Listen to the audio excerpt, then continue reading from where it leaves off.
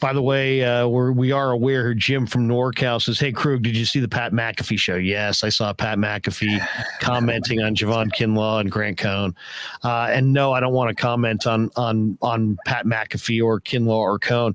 But I do want to ask you this, Kyle, because both of us have covered the 49ers for years. I did the pregame show for the last 11 seasons, pre and post and halftime.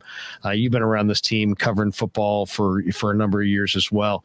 Do you have a philosophy when it comes to, just like your standard or your belief or, how you want to talk about the players? Because it's kind of, George Kittle has brought this up in support of Javon Kinlaw. A lot of the players have brought up that it's the tone, and it's more than the tone. It's are you going to be around to be accountable for what you're saying?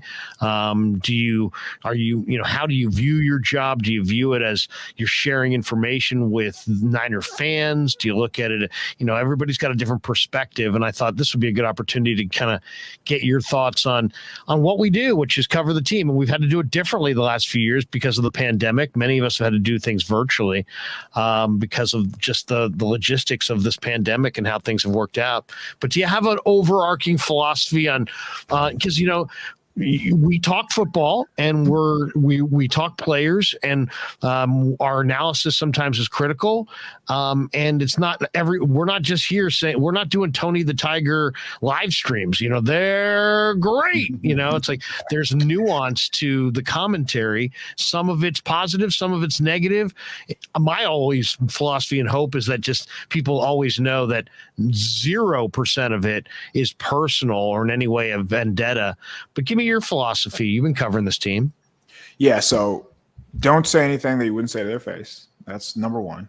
And I feel like that will eliminate a lot of the BS or just filler that you would throw out there, because after a game, whether you're a fan, whether you're just a reporter, there's going to be natural emotion. So you're going to say some things that you probably wouldn't say in general. So you have to let cooler heads prevail.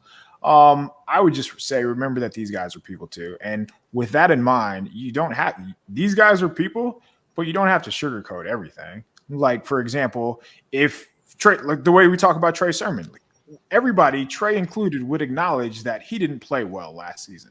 That doesn't mean he's a bust. That doesn't mean his career is over. He's had a bad year where he needed to improve on things. And if he does improve on those things, he will look like the 3rd-round draft pick that they took. So I feel like just keeping everything in the picture, keeping everything where it doesn't have to be these extremes where they're either the greatest ever or they're the worst player ever. Like, as you said, nuance. Like with these streams, we can use that nuance too, and we don't have to use it in 280 characters where we can just say these hot takes. But I would just say, remember they're humans, and don't say something that you wouldn't say to their face. But at the same time, the critical media is necessary. Like, that's needed. We have to hold them accountable. If Kyle Shanahan makes a call on 3rd down, let's ask him after the game, what were you thinking here? Why didn't you go for it on 4th down? And when we bring that up, that doesn't mean Kyle Shanahan's a terrible coach. I would take him over nearly any coach in the NFL. So critical thinking is necessary without making it personal. And that's tough for a lot of people to do. Yeah. I always tell people too, don't forget that these guys are putting a ton into the process of football. I mean, they're not these play calls. There's so much that goes into it. You don't even begin to start questioning the play calls definitively. You can question it, but you can wonder about it. But you're armed with so much less information than the coaches are, than the coordinators are, that it's like you're going down a road that you ought to tread lightly on. And as far as the players understand that this is a tough game played by tough guys, and I agree with you wholeheartedly. Come forward with your commentary and bring it strong.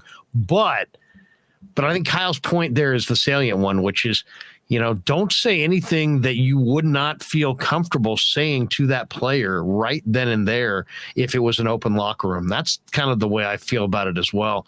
And then we've got this one on the Jaguar 56 donates $2 more. He says, we just have to be respectful. That goes both ways. I think that's well said. And that's probably